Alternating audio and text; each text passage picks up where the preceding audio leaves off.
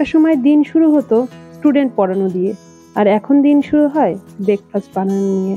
তো দুটো জিনিসের মধ্যে কত তফাৎ, সময়ের সাথে সাথে সমস্ত কিছু বদলে যায়, এটাই তো জীবন। তো যাই হোক, এখন বাজছে সকাল 7:30। আমি চলে এসেছি রান্নাঘরে।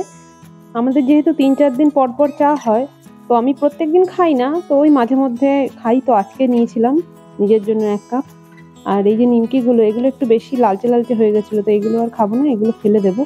তো সেগুলোই এক জায়গায় করে রাখলাম। আর কালকে এসেছিল একটা পার্সেল, তো সেই পার্সেলটা এখন ওপেন করব, এটা নিয়েই বসেছি।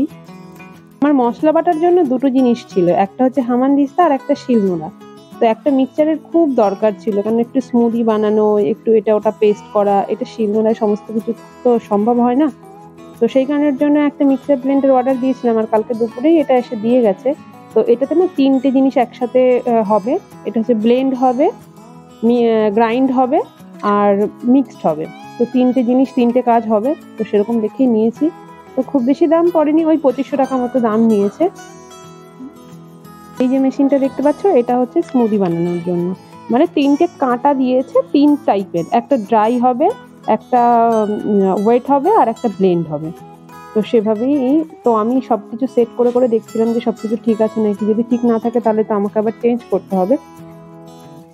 আমি ভালো করে সবকিছু দেখে নিলাম যে সবকিছু ঠিক আছে, এটা আর এক্সচেঞ্জ করার দরকার নেই। আর এই মিক্সারটার ওয়ারেন্টি দিয়েছে আমাদেরকে 1.5 বছর। আর এই দেখো, এটা হচ্ছে গিয়ে টোটাল সেটটা। ওই যে একটা কাঁটা লাগানো আছে, আর একটা কাঁটা নিচে ছিল, আর ব্লেন্ডারটা পেছনে ছিল। এই যে আমি কুক ওয়েলের নিয়েছি। তো ভেবেছিলাম ওই অন্য কোনো কোম্পানি নেব, বাজাজ বা কোনো কিছু, তো দেখলাম এটা ভালোই আছে, তো এটাই নিয়ে নিলাম। আর এরপরে চলে আসলাম রান্নাঘরে দুপুরে রান্না বান্না করার জন্য। তো আজকে একটুখানি পালং শাক করব। তো পালং শাকটা কালকে এনেছিলাম, তাজা তাজা খেতেই তো ভালো লাগে। তো ভাবলাম তাহলে আজকেই করে ফেলি, বেশি ফ্রিজে রেখে নষ্ট করে লাভ নেই, আর বাইরে রাখলে তো টোটালি পুরো শুকিয়ে যাবে। তো পালং শাকে আমি একটুখানি আলু আর বেগুন এটা দিই, আর ফোড়নে দিই কালো জিরে আর রসুন। আজকে বাড়িতে মাছ মাংস কিছুই নেই, ডিম আছে অবশ্য। তো প্রত্যেকদিন তো আর ডিম খেতে ভালো লাগে না, 3-4 দিন ধরে এক নাগারে ডিম খেয়ে যাচ্ছি। তো বললাম যে না, আজকে আর ডিম খাবো না। তো সেই কারণের জন্য একটু সোয়াবিন রান্না করব এর সাথে। আর একবারে তো আমি দুপুরবেলায় রান্না করি, যাতে আমার রাত্রিটাও হয়ে যায়। আর ও তো অফিস থেকেই খেয়ে আসে, ওর তো আর রাত্রিবেলায় খাওয়ার কোনো দরকার হয় না।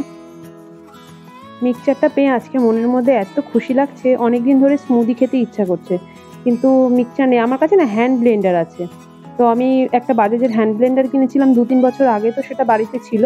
ওই পিরিটিতে করার সময় অনেক সময় ব্লেন্ড করতে হয় না, তো সেটা ওটা দিয়ে আর স্মুদি তো হয় না।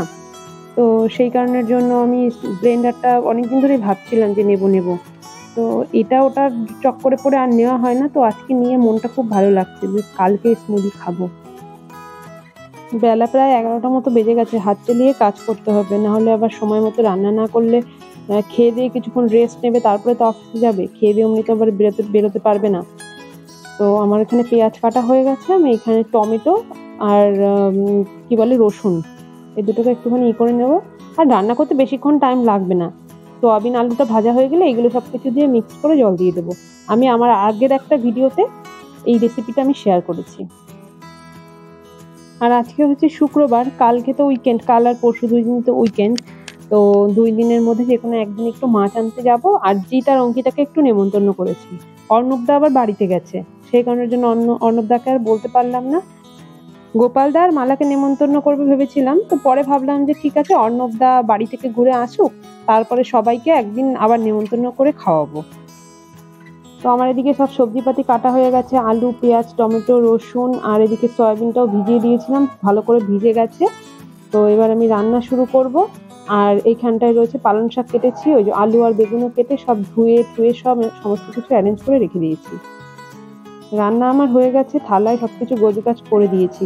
তো চলো এবার এটাকে তাড়াতাড়ি করে খেতে দিয়ে দিই, কেননা প্রায় 1:45 মতন বেজে গেছে। তো আজকে বলছে নাকি একটু তাড়াতাড়ি যাবে, কি কাজ আছে। সবার কি হয় জানি না, তবে আমার এখানে আসার পরে সোম থেকে শুক্র যেন চোখের নিমিষে, চোখের পলক ফেলতে ফেলতেই কেটে যায়। অফিসে যাওয়ার জন্য রেডি হয়ে গেছে, এখন বের হচ্ছে। আর ওদের যেহেতু ওটা একটা রিসার্চ সেন্টার, তাই জন্য ওখানে তো অ্যাপ্রন পরে কাজ করতে হয়। আর এই যে শু পড়ছে, এইগুলো অফিস থেকে দিয়ে দেয়, এগুলো সেফটি শু। যাতে কোনো অ্যাসিড বা কোনো কিছু পায়ের উপরে যাতে পড়লে কোনো প্রবলেম না হয়। তো কালকে ওর পুরনো যেটা ছিল সেটা চেঞ্জ করে কালকে নতুন আবার একটা নিয়ে এসেছে। তো বলছিলাম যে ভালো করে দেখে টেকে নাও, যে পায়ে আবার ফোস্কা টোস্কা আবার না পড়ে যেন। অবশ্য হাঁটা তো সেরকম না, যাবে তো স্কুটিতে করে, ওই 7-8 মিনিটের রাস্তা, বড়জোর 10 মিনিটের রাস্তা। আমার তো প্রতিদিনেরই স্বভাব, এখানে আমি দাঁড়িয়ে থাকি যতক্ষণ পর্যন্ত না নিচে যায়, তারপরে ব্যালকনি থেকে দাঁড়িয়ে দেখি যতক্ষণ স্কুটি নিয়ে যায় আমাদের গলিটা মোড় নেয় যেখানে, ওখান থেকে আমি আবার রুমে চলে আসি। আর আজকের বাইরেটা মানে রোদও যেমন আছে, হাওয়াও তেমন আছে, তো খুব বেশি গরম কিন্তু লাগছে না। ছাদের দরজাটা এরকম বন্ধ করে দিই, না হলে না প্রচন্ড মানে ওখান থেকে একটু গরম গরম ভাপ আসে। তো চলো, আজকের ভিডিওটা আমি এখানেই শেষ করছি। দেখা হবে খুব শীঘ্রই নতুন একটা ভিডিও নিয়ে। ততক্ষণের জন্য সবাই খুব ভালো থাকবে, সুস্থ থাকবে। আর আমার ভিডিওটা ভালো লাগলে লাইক, শেয়ার, কমেন্ট এবং সাবস্ক্রাইব করতে ভুলো না। তাহলে চলো, টাটা।